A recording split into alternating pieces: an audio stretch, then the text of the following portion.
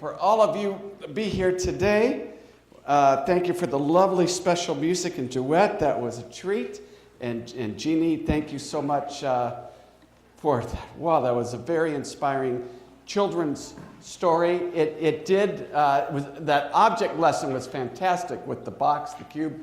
That was great. And the map. The only thing that was a bummer for me, I thought, you know what? Heaven's supposed to be perfect, right? We're not supposed to have any disappointment, any bad moments. But I'm thinking, wow, whether, commentators say 375 or 1,500 miles up in the air, I just know some ornery kid is going to hit all the floors on that elevator. I just know it. We're going to have to wait 1,500 miles of floors to get to the right floor. I just know it's going to happen. All right. What was that? Oh, yeah. Oh, I'm just being silly.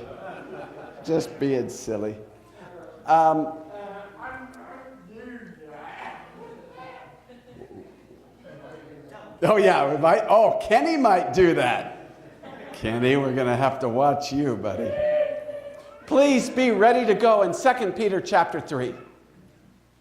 2 Peter chapter 3. And while you're headed there, let me tell you, on January 13, 2018, people woke up on Saturday morning expecting another beautiful day in paradise. Everything seemed just as it always has been and probably always will be, at least in most people's minds. But then at 8:07 a.m., a terrifying alert went out over TV, radio, and cell phone saying, ballistic missile threat inbound to Hawaii. Seek immediate shelter. This is not a drill. I thought even if they made an SPF sunscreen of 50,000, it couldn't do much for you in the face of a nuclear blast.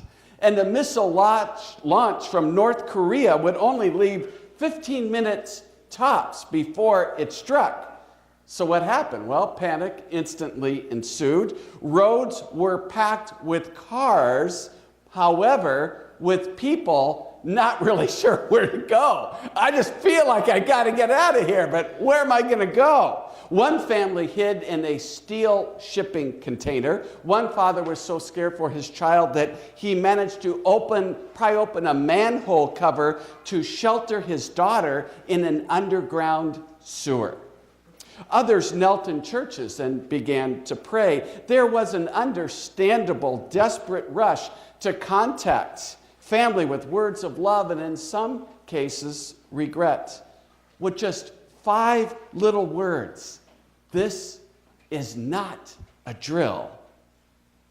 People went from total calm and composure to absolute chaos and crisis, and it took 38 minutes for official word to get out that it was all, as you know, a huge mistake. But thinking back to that day, I thought, what a sobering example it was of how quickly things can change just when we thought all was well or would stay the same.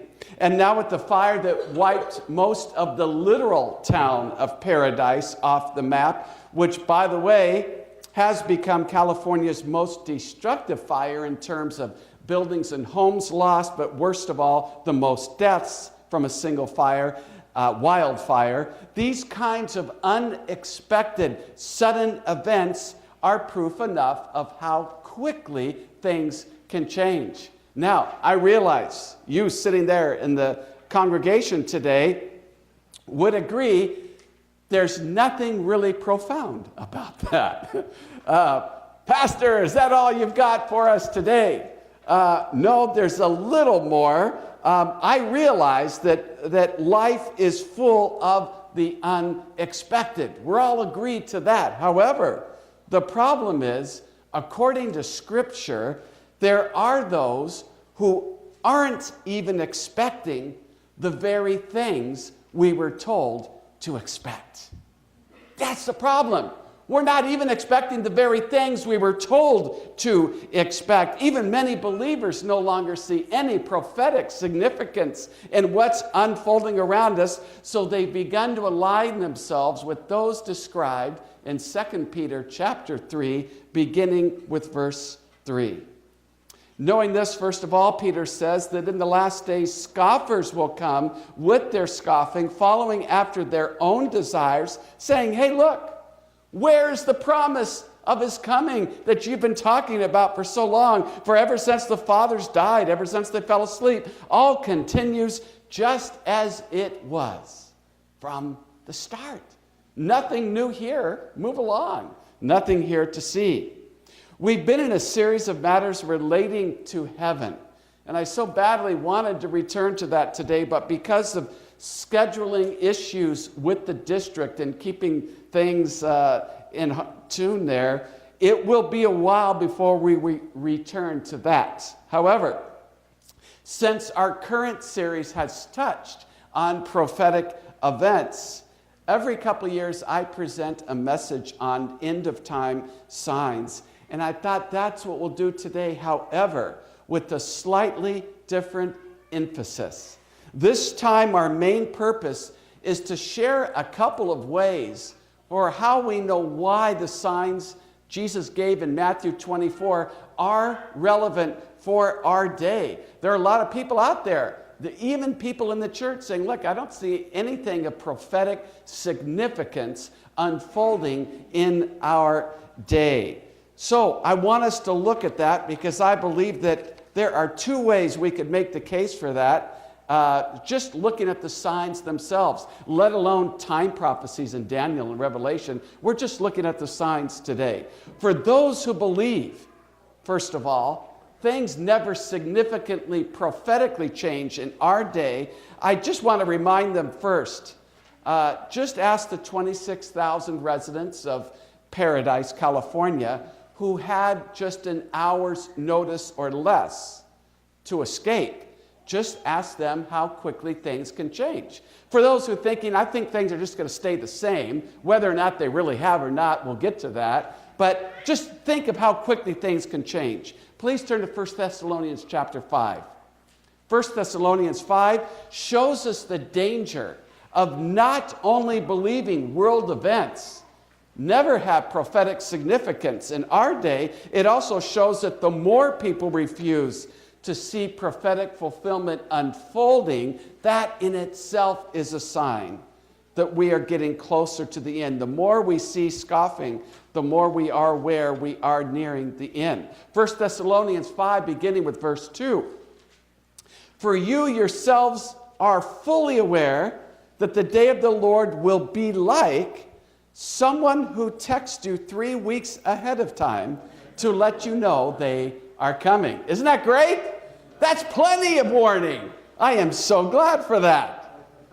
Actually, it says the day of the Lord will come like a what? Like a thief. Do thieves send out invitations to join them for pizza as they rob your home? Not normally. They come unexpectedly.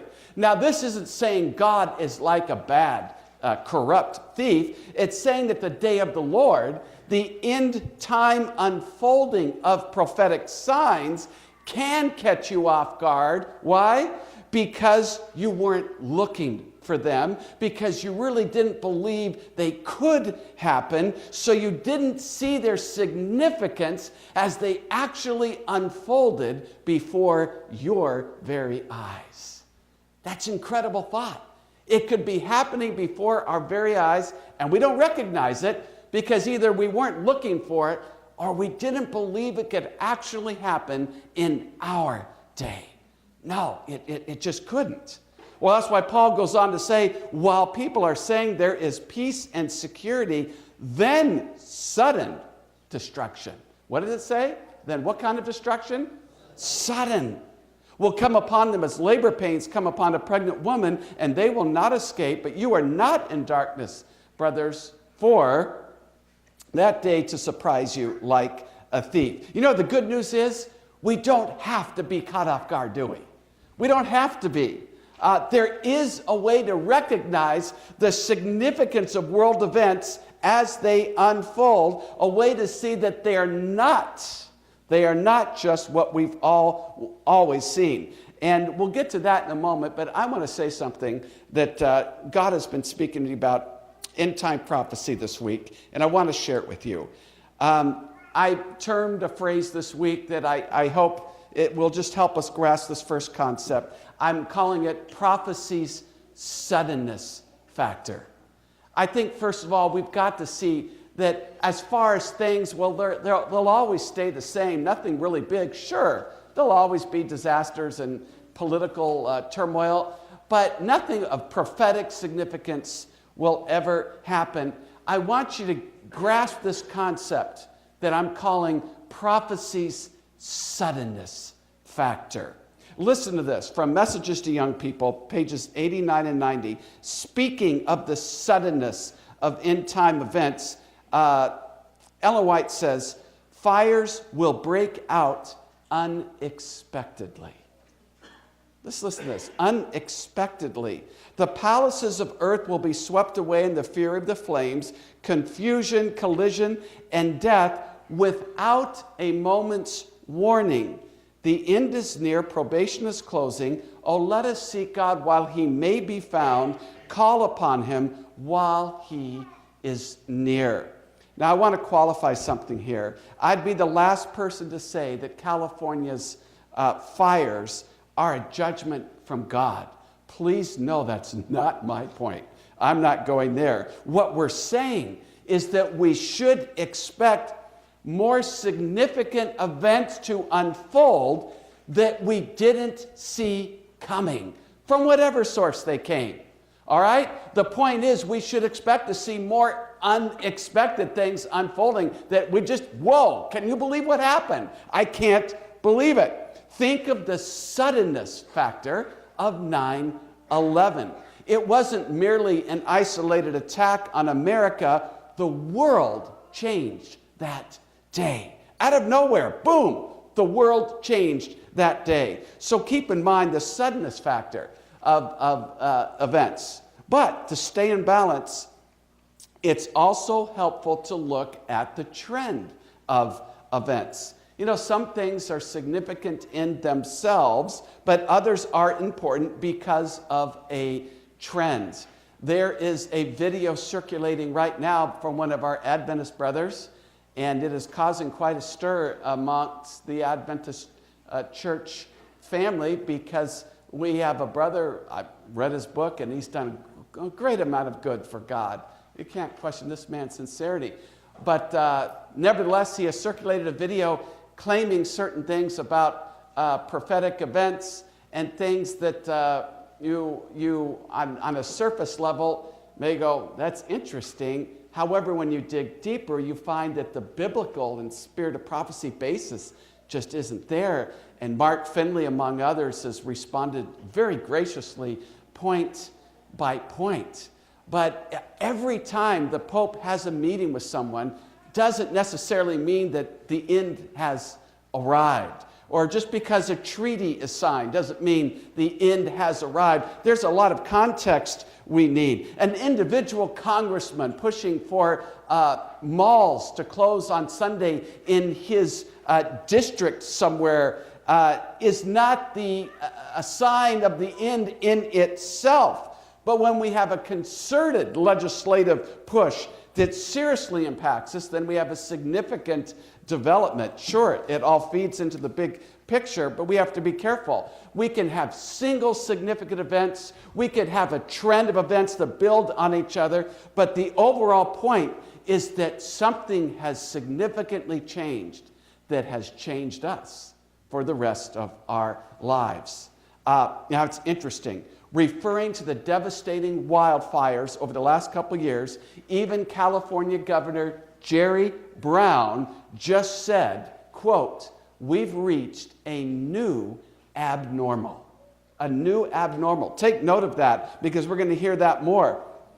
Even those outside the church, I did research in every sphere of life, political, social, military, education, health, weather climatologists, and they were all agreed. So many times I've read, we've reached a new abnormal in weather or society or government or economically, a new level, something different than before. But there's an even added wrinkle to this. Even though much of it is explainable on the surface, sure, dry drought conditions lead to fires. Warmer ocean surfaces create conditions for more severe hurricanes, and yet, in virtually every sphere of existence, the scholars say we have reached a new abnormal, something different, a different than before status. In fact, one more quote by Ellen White. She has something to say about this, very interesting. Wow, it's really provocative. Local disturbances in nature are permitted to take place as symbols of that which may be expected all over the world when the angels loose the four winds of the earth. However, here's the kicker. Science may seek to explain strange happenings on land and sea, but science fails of tracing in these things the workings of providence. That's powerful. In other words, she's saying, look, there'll be some outward signs of why these things, explanations of why these things are happening. However, in other words, science can't explain it all. I read this week where climate change is only estimated to be responsible for around 20 to 37% in the rise of severe hurricanes, but they can't explain the rest. In fact, an NOAA meteorologist who studies hurricanes said, at this point, it's really uncertain in my view if there's any detectable human influence on any hurricane or tropical cyclone metric. In other words, there's still a lot they can't explain. Why? Because as these in-time weather patterns and natural disasters and economic failure and political unrest unfolds, while you'll have your surface reasons, we're told science fails of tracing the workings of providence. But here's the more relevant issue for us as Adventist believers. Even we are prone to wonder, how do we know that this isn't just another unfortunate fire, another bad earthquake or tsunami or devastating hurricane? These things always happen. How do we know when it reaches a prophetic significance? Have you ever asked that question yourself? How do I know that what's going on is not just part of what's always been? Well, I think those are valid questions, and the good news is I believe there's a way to tell the difference. And for that, we first turn to Matthew 24. Let's go there, Matthew 24. In this chapter, as Jeremiah read, Jesus gives a long list of all kinds of signs. But let me ask, would there only be wars and natural disasters at the time of the end? No, of course not. Jesus knew there would always be wars, disaster, spiritual deception, and moral decay. But he also knew there'd come a time when those things would take on an end-time significance. And that's what we want to know. How do you know when those kinds of events take on an end-time prophetic significance? Well, in Matthew 24, beginning with verse 7, I want to read something from the New International Version. For nation will rise against nation, kingdom against kingdom, and there will be famines and earthquakes in various places.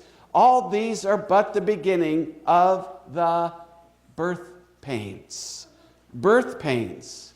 We know the closer a woman gets to delivery, the more frequent and intense the contractions and labor pain. So Jesus uses this as an analogy, first telling us there will always be spiritual, political, social unrest. All of history will be marked by that. However, implied in the labor pain principle is Jesus telling us to expect an increase in the what? In the frequency or rate of these signs. Expect more of these events to happen as we near the end. But it's not just frequency, it's what? It's intensity. as well. Expect their magnitude, the severity of their impact to be greater. And that's exactly what we've been seeing. Folks, mathematicians call this the exponential curve. When graphing growth or decline, the rate of change becomes exponential when it starts increasing so fast that the plot line goes which direction? Vertical, straight up. And that's the key. The rate of change is so fast that plotted on a chart, it goes vertical. Like compound interest that keeps doubling, you don't see much at first, but soon it takes over. Now look, if you wanted to retire, who would like to retire as the richest person who ever lived? I've got a principle for doing that. All right, I've got a taker. I'm going to join you. Can we split?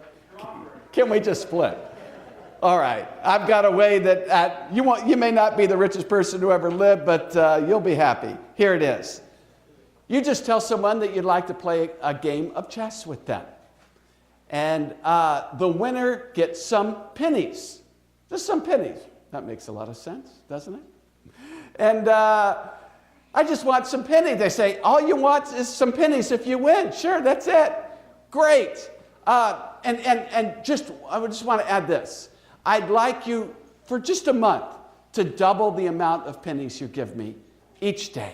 That's all I want. You just want me to double the amount of pennies you get each day for a month?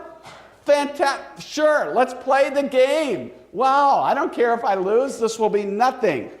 Well, so you play the game, you do win, and it's time to pay up. So your friend says, sure, no problem. First day gives you a penny. Second day gives you 2. The next day 4. Then 8. 16. It keeps starting. Well, this isn't much. This is nothing. But because of the power of the exponential curve, by the end of the month, you can retire with just about $11 million. That's good. That's the power of the exponential curve. And so, let me tell you, we've always lived in a world of physical, spiritual, and social risk, but Jesus says, as we near the end, something will be different about the pattern. So here's the question for today. If you meet a skeptic, or if you meet a fellow member who says, I don't see much difference of things happening in the world, here's what you say. Jesus gave us the analogy that we can know we're in the end because of the principle of labor pain. And then we have the principle of the exponential curve. So the question becomes, do we see an accelerated rate of change in end-time signs and or the world in general? And you know what struck me about this? The first thing that got me is, why is it that everything seems to be plotting on this vertical curve as if the entire planet could not escape it? For example, just think about this.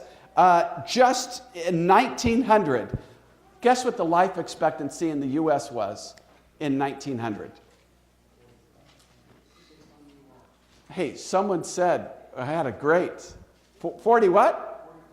Yeah, it was really good. Between 45 and 47 years old.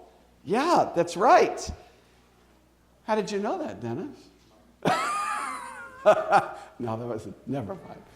Yes, that's right. But by the end of the 20th century, it was how old?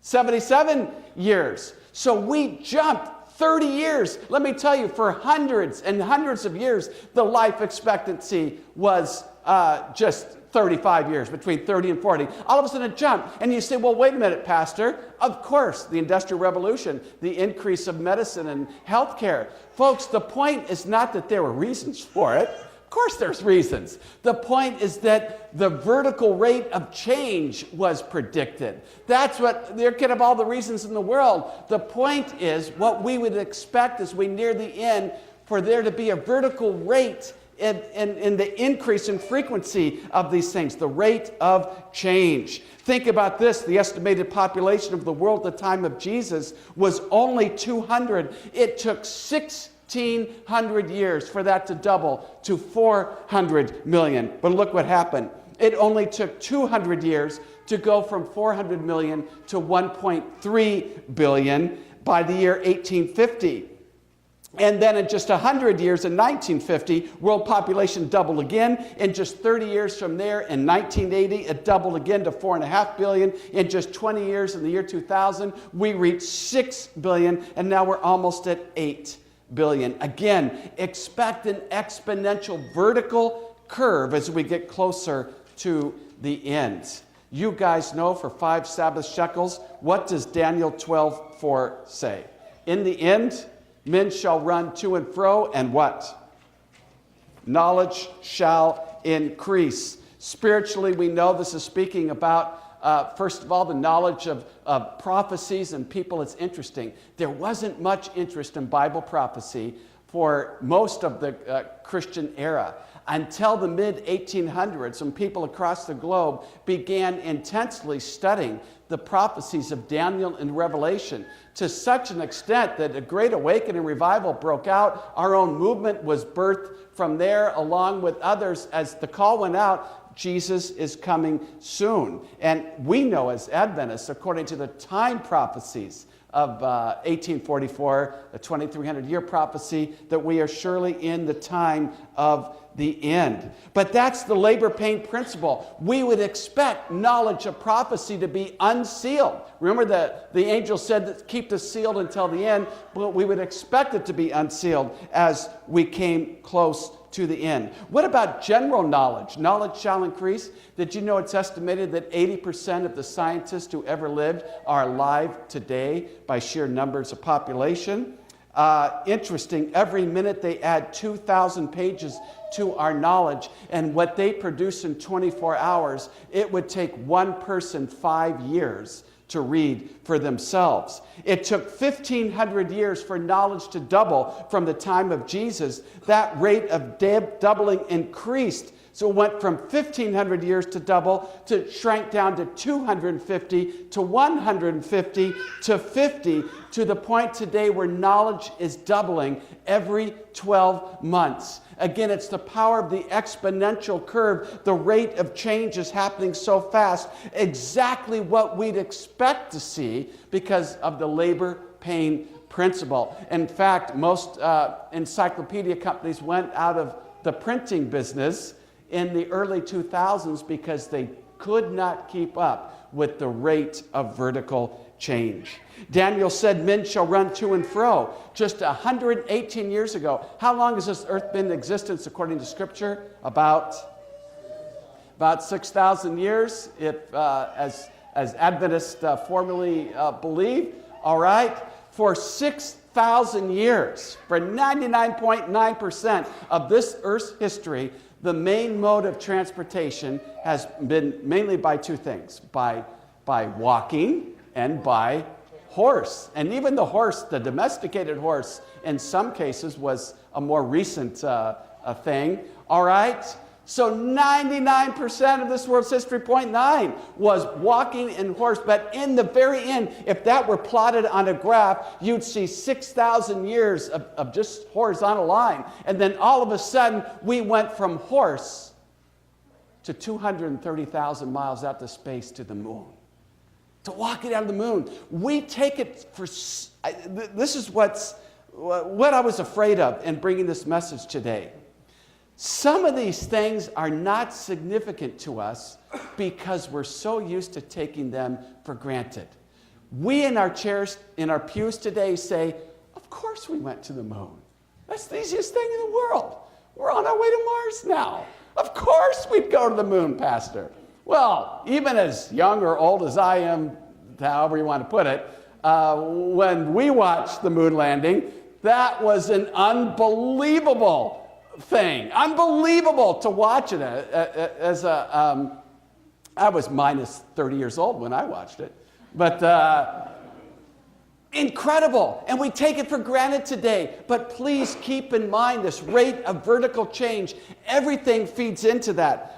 Not just technology, not just transportation, communications. We went from the telegraph to radio, TV, satellite, smartphones. 1995, I remember getting on the internet. There were only 15 million on the internet back then. And just a few years later, 3 years later, there were 150 million, where today half the world's population is on the internet. Again, the world is changing at a rate that is not comparable at all to the last 6,000 years that went before. So when someone says, look, nothing significant is happening, it's not true. The problem is even you and I can take it all for granted because we live in the midst of it. And so we can't see the trees for the forest, right? But it is significant. Step back for a moment and realize that this Earth's history is not as it's always been. Just in our lifetime alone, we are seeing this rate of climb skyrocketed. All right? What about some of the specific signs Jesus mentioned? For example, what about violence and war? This is a common number that's given out in these kinds of sermons. The number of people killed in all wars from Jesus' time to 1900 was just 40 million. But then again, look at the vertical curve. In just the 20th century alone, over 200 million died in war. And no one needs to convince us about the recent rise of worldwide terrorism. Jesus spoke about the increasing degradation of society and said that it would get to the point in the last days when it would be like the days of Noah, when violence and immorality prevailed. One way to illustrate the vertical curve is to, preachers like to use the story of two polls, two surveys that were taken about the top 10 problems schools dealt with in the 1940s and the 1980s. Now, I've used this myself, however, I did not know until this week that the polls were taken at the same school. I didn't know that. Now, to me, that is even more significant. It's more telling. A school in Fullerton, California. Never mind. I'm always going into trivia. Yeah, a school in Fullerton, California. And here it was, top 10 problems in the 1940s when the first poll was taken there. What did they say? Well, talking, chewing gum, running in the halls, getting out of turn in line, those naughty boys, wearing improper clothing. But in the mid-80s, the same school, top school problems became drug and alcohol abuse, pregnancy, suicide, rape, robbery, and assault. Same school, but vastly different problems and on a scale of intensity and scope that are vastly different. Look at that vertical curve. Jesus said that natural disasters, we would expect them with this labor pain principle, we would expect them to increase. And 2017 was the costliest year for natural disasters in the history of the United States. There were 16 separate billion-dollar or more climate events in the U.S. alone. California was drenched in the wettest season on record, and then came its most destructive and largest wildfire season ever, but that was 2017. Look at the fires that are burning now in the early months of winter. Unbelievable. Look, think about this. 9 of the top 10 years for extreme one-day weather events have happened since 1990. It's incredible. Look at the curve. Geologists are now predicting the Earth could see more earthquakes, some say at twice the rate, major earthquakes, than we've seen before. Why? Well, it's because the world is turning a little slower than normal. Have you ever wondered why it took longer to drive to Omaha? Well, now you know. The world is turning a little slower than it used to, prompting the equator to shrink, and a skinnier equator, well, why can't I lose weight? The equator's losing weight, why can't I do it? Its skinnier equator makes the edges of tectonic plates squeeze together, so earthquakes are more likely to happen. But the question is, why now? Why now? Well, because it's all fitting in with this concept of the labor pain principle. Expect an increase in these things. You know, it's interesting. We've gone from an average of 300 natural disasters worldwide per year in the 1980s to almost 1,000 in 2010. And look what's happened since then. We've been told, again, look at the vertical curve, that all these diseases have been wiped out, like polio and leprosy and plague. But they're coming back for a curtain call. Did you know that? They're coming back for a curtain call. Not only that, there are now 40 more infectious diseases known to us than there were just 20 years ago. 40 more. And we're not even counting that every year 3 to 4 new dangerous viruses appear, and some that there's no treatment for. All right? 2016 saw the first increase in the global homicide rate since 2004. But here's what we hear again and again. When I looked at experts commenting on these things through the internet and their reaction, again and again, they said, we don't understand. We have gun control. We have stricter laws.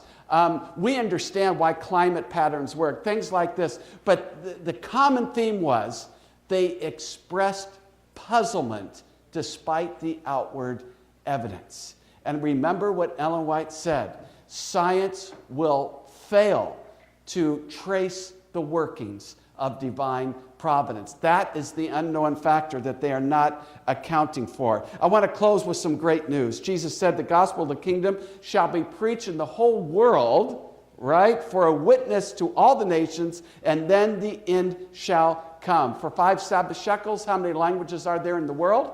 Guess. Just a guess. 6,371. There's over 6,000 languages.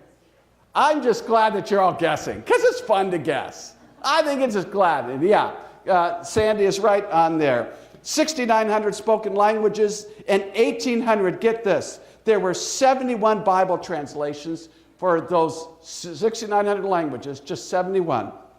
That's it. Progress is accelerating at such a pace that there are only about 1,800 languages left to begin translating. Now that may sound like a lot, but consider 2 things. First, every year between 130 and 160 new translations begin every year. And right now there's over 2,000 in progress. So that's amazing. However, where we really see the vertical curve is that now, since 1800, now in only 71 translations, 6,900 languages, about 90% of the Earth's population now has access to Scripture in their language. In that short of time. So look at that, 2,000 years of history with the Old and New Testament, 2,000 years. And in just 200 years, and really, if you want to know the truth, it's really in just the last 50 to 60 years that the translation process has really taken off. In fact, listen to this. The Wycliffe Bible Translators Organization says, translation is at a pace and scope, quote, that is unprecedented in the history of the world. Again, something different, not the same anymore.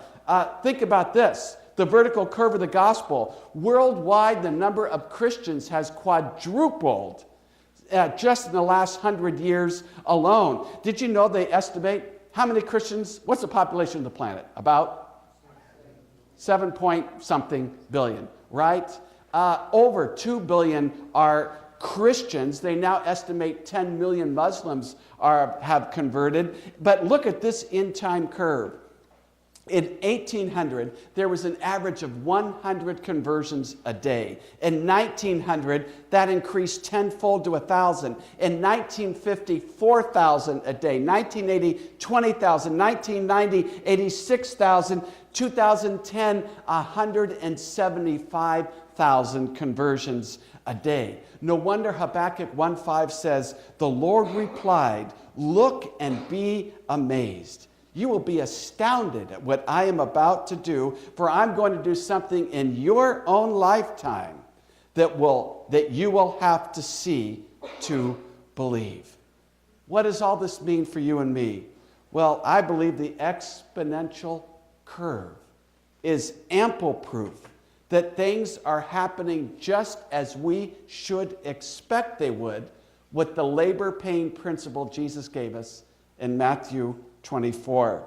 And that's evidence enough for me that Bible prophecy is true. Things are happening at a rate and impact they've never had before, exactly what Jesus told us to expect near the end.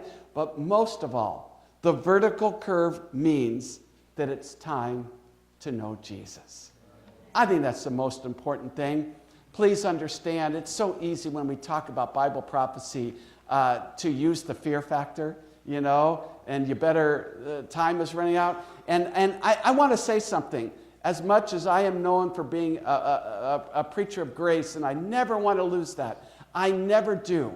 I've got to be honest with you that if someone were dying, if someone had a really serious life-threatening illness or disease, how loving and graceful, how full of grace would I be if I told them, you know what, I know treatment is hard to go through. Why don't you wait till you're just about to die before you get treatment? How full of grace would you think of me then? Not very much. And the odds for that person probably wouldn't be too well if I gave them that kind of advice. You wouldn't think much of your pastor then. Well, folks, I always want to uplift the amazing, marvelous, ceaseless march of God's grace. And yet, there will come a time when God has to wrap this world up and there needs to be an end of sin. It's good news that there will be an end of sin. It's not bad news. It's not come to Jesus now, the fear factor. The point is, if you want to live, if you want that life-giving cure, that eternally life-giving cure, then you better take it now while you still have opportunity. That's not fear factor, that's love. That's grace saying, I don't want you to be in that position of waiting till possibly it's too late. That's love and grace to make that kind of appeal. And the other thing I want to say about all these signs is that, you know what? It looks like, to those whose eyes are tuned in, you read the papers and you see the horrible things taking place. It's so easy to see things falling apart. It reminds me, we plan things so well. We want them to go so well. Maria just flew to Las Vegas, and I reserved a shuttle ride for her. I paid for it, $83 up front, one-way ticket to Bullhead City to be delivered to Hannah's front door. And it's signed, sealed, and delivered. A guy picks her up in his car. He works like an Uber, Lyft kind of service. And he gets in the car, and he goes, okay, you're going to Bullhead City, great. And he says, what time are you coming back? And she said, well, a couple weeks. He goes, oh, wait, not today? She goes, no. He goes, well, then you need to get out. Well, why? Because I can't make money off you if you're not coming back. I said, but we have this reservation. We paid for it and everything. He says, oh, I don't care. You need to get out. And he kicked her out of the car. And it took an hour and a half to get another ride. And she made it just in time for Vespers that Hannah had planned at the church. But I'm saying, sometimes you think, I've got it all planned out. Things are going to go smoothly. And when they don't, they do fall apart. But I want to tell you something about end-time events and the disasters. As much as we highlight all of those things, I want to say this. Here's the gospel. When the world looks like it's falling apart, ultimately in God's plan, it's falling together. That's the gospel. God is sovereign. God is in control. So what looks like the world falling apart ultimately is God allowing things to fall together. Can I close with this? Sorry. This is the second ending that I promised my brother over there. I told him there's two endings today. I want to close with this. Nicole Jolly, surgical nurse at the Adventist Feather River Hospital in Paradise, California. I went to school with Brad and Kathy Jolly, who opened up Mongolia to Adventism. I wonder if she's related. Well, she began her work as a nurse that day like any other, expecting a normal day, but suddenly she got the evacuation notice that, fire's coming. And she scrambled to escape alive with flames on either side of her car and the cab filling with smoke. She decided she had to ditch the vehicle. Flames everywhere, but she felt she had no choice. And so she called her husband screaming, "I think I'm going to die. Tell the kids I love them, but I'm not going to make it home." But then, with her shoes melting and her throat burning and flames licking at her feet, she stumbled across a fire engine, a fire truck, and she banged on the door. 2 firemen jumped out and extinguished her pants that had just caught fire. They extinguished the flames on her pants, and they wrapped her in a blanket, and they said, "Look, brace yourself, because we're not sure we're going to make it." Well, praise God, she obviously did, and they did. But what I want to encourage you today is you don't have to wonder if you're going to make it through all this. You don't have to wonder that. We can be sure. And the best way then to discern the signs of the times and to navigate through these treacherous times is to say yes to Jesus and his great rescue today. Don't put it off another day. Whether you're coming to him for the first time or the first time in a long time. Whether you say, "Jesus, I just don't have a thirst and hunger for you like I did before," ask him, and he'll give that back to you. But let Jesus pull you back in. Let Jesus take you and rescue you. For it's true, time is short, and it's only love that wants you to decide for him today. Our closing hymn is a beautiful song in times like these, number 593.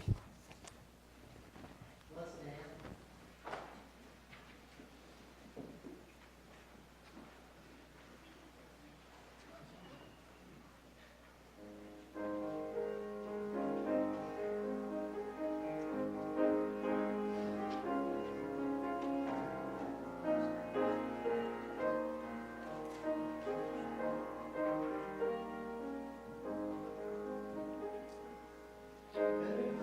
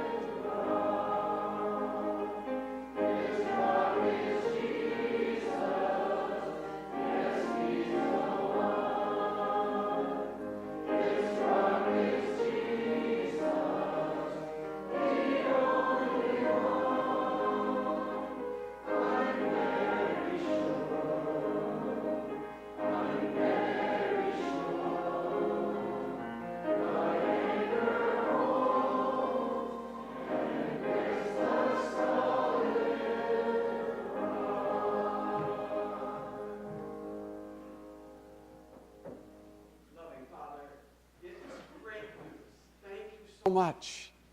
We don't have to wonder. We can be very sure. We can know for sure that we belong to you, that we can get through these things, that we can have faith and trust because not only are we reaching out to you, you're pulling us in. You're holding us.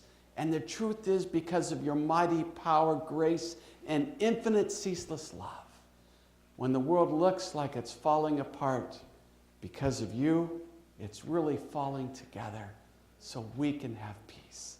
We come to you. Rescue us from our sin and deliver us to be in your eternal kingdom forever. We thank you in Jesus' life-giving name. Amen.